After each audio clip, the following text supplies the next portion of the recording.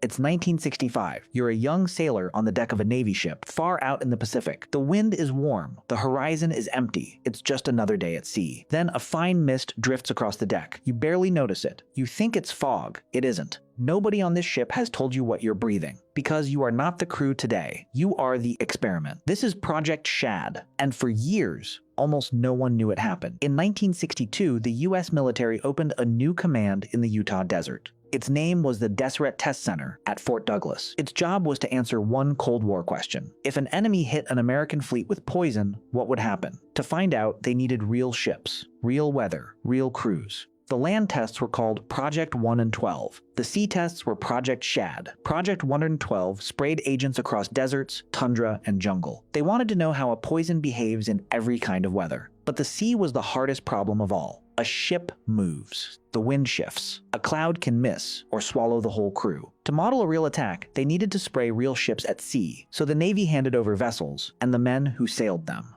SHAD stood for Shipboard Hazard and Defense. On paper, it was about defense, learning to protect sailors. But to learn defense, they first had to attack their own men. So what did they actually release over the ships? Some tests used harmless-looking simulants, stand-ins for the real thing. Fine clouds of zinc cadmium sulfide, sprays of a bacterium called BG. They were supposed to be safe. Cadmium is a toxic metal. But other tests did not use stand-ins at all. They used real nerve agents, sarin VX, and in some tests, live disease, Q fever, tularemia, agents chosen because they sicken a crew without wrecking the ship. A nerve agent like sarin doesn't need a wound. A breath is enough. In minutes, it can seize the muscles a body uses to breathe.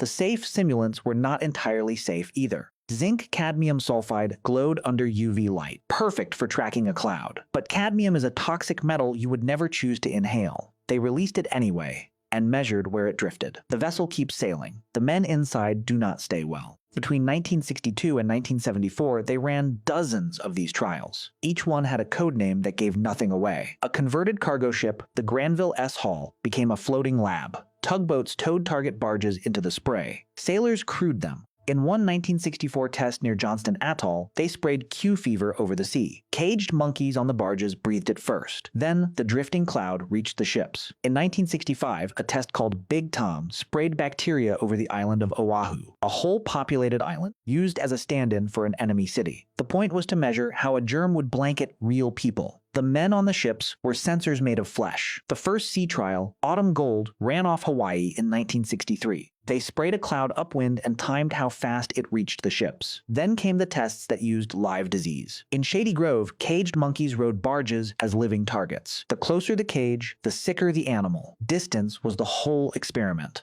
And the ships full of sailors sat in the same drifting cloud. In 1965, Big Tom turned an entire island into the target. Aircraft laid down bacteria over Oahu to mimic an attack on a city. Real neighborhoods, real families, standing in for an enemy population. Test after test, the pattern held. Measure the cloud, not the men. Here is the part that still stuns the men who were there. Most sailors were never told what was in the cloud. Some were told it was a routine washdown drill.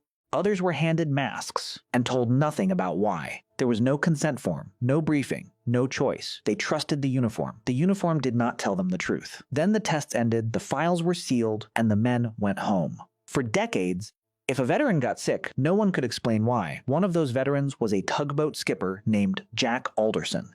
He remembered the barges, the mists, the sudden secrecy. He started asking questions the Navy did not want to answer. He tracked down other crewmen. Many were ill. Some had already died. Cancers, breathing problems, nerve damage. Nobody would connect the dots. Finally, in 2000, the Pentagon began to admit what SHAD had been. Fact sheets named the agents, named the ships, named the years. Nearly 6,000 service members had been part of the program. In 2002, Alderson and other veterans told Congress their story.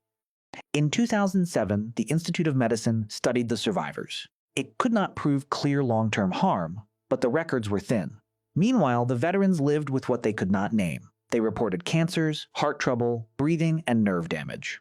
For years, the answer was always the same. No records, no proof. The military had trouble even naming who had been exposed. Of nearly 6,000 men, only some were ever tracked down. So Alderson kept collecting names the government wouldn't. He turned a private grief into a public demand for the truth. Slowly, The story forced its way into the open. The Pentagon released more fact sheets. The VA began formal outreach. Recognition came late, for some too late. You cannot fully measure a wound you spent 40 years hiding. The VA now reaches out to Project 112 and SHAD veterans by name. They joined a Navy to defend their country. Their country turned the deck they stood on into a test range. They were told it was fog. It took them 40 years to be told the truth. And some of them never got told at all.